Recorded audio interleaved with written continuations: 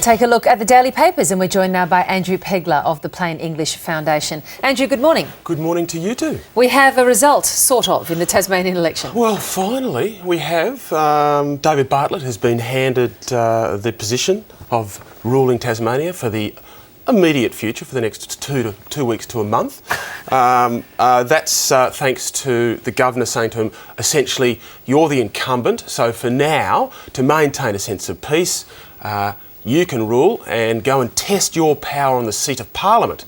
So this made the front page of The Age this morning. It was only down the bottom. This hasn't received really widespread coverage, and I'm a little surprised because it's an extraordinary story. It really is. It's one of those things that the history of Australian politics, it'll be a feature of it and how it's turned out. It's also a remarkable rise for the Greens, which they continue to be so powerful and effective in Tasmania. And yeah, it's a good thing to see. The good thing is that you mean it's finally been resolved? Well, it is that it's finally been resolved. It is a good thing, yes. I found it interesting. It's almost sort of looked to me like a bit of a coup behind closed doors over the last few days. I've been harping on this a bit, but I do find it astonishing that there's been so little spoken by the main characters about their conversations, about the negotiations, about what the governor has been saying. The governor said nothing. And I find it remarkable that the people of Tasmania aren't entitled to hear exactly what has been discussed when it's the result of their vote that is being discussed. Yeah. We were talking to a prominent academic before, Richard Herr from Tasmania, and he was pointing out he didn't think it was appropriate that the Premier was disclosing some of the advice that he was giving the governor. But yeah, there's that contrasting view. There's the public out there. We want to know what they're actually talking about and what's behind what's being said. And how you're stitching together this this coalition. Are the Greens the kingmakers in the end? Well, ultimately I think they're going to be. And of course, if they do go with Labor, it could be troublesome because they have a fairly poor history of governing together. There was that 89 to 92 partnership that ended in tears. So, look, we'll just see how it goes. And a bitter relationship between the Greens and Labor, particularly in Tasmania, more so than anywhere else in Australia, apparently. Yeah. Now, you've also got another story in The Age, and this concerns Stern Hu, who's now locked up. He is. Stern Hu is not going to fight his conviction. He's not going to appeal it in the effectively what would be the High Court in China.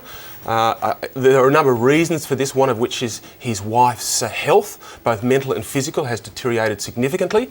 And clearly they've done the maths on this, and the chances of him being successful in appeal are very small. Mind you, the other three Chinese colleagues involved in this do plan to appeal. And so the reasons for him not appealing are a little bit mysterious, but yeah. In Bali, we heard of the situation where they appealed and actually got heavier sentences. Some of the Australians caught up in drug charges over there. Is there any suggestion that there could be heavier penalties if he went to the higher courts in China? In everything that I've read, that suggestion has not been made, but the implication would be there. Although, I mean, 10 years is enough. I mean, I can't imagine... Yeah, it'd be a bit tough to get any more than 10 years.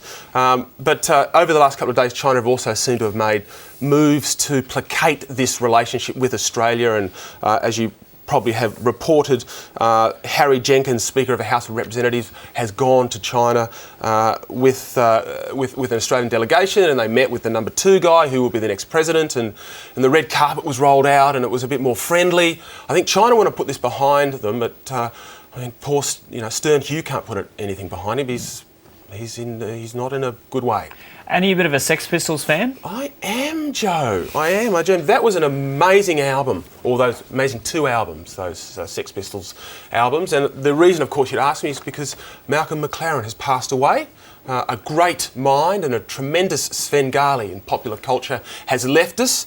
Malcolm died in Switzerland of cancer. It was quite... What is a Svengali? Well, it's a guy that basically is a bit of a puppet controller and puts together people and sends them into the popular culture ether and see how it goes. There's been a whole bunch of them over time, and the circus is also a bit of a tradition for the Svengali type.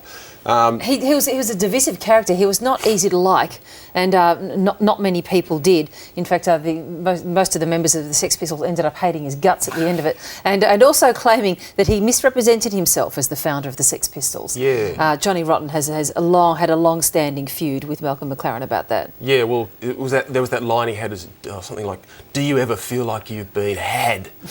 And I think they did. Yep. But without a guy like that, they wouldn't have come together. There's a funny story. But it does seem like it's generally accepted now that he is the one who did actually pull them together. Oh, he was in there. He was in there doing something. Yeah, Yeah, no, definitely. But Johnny Rotten apparently was walking down the street.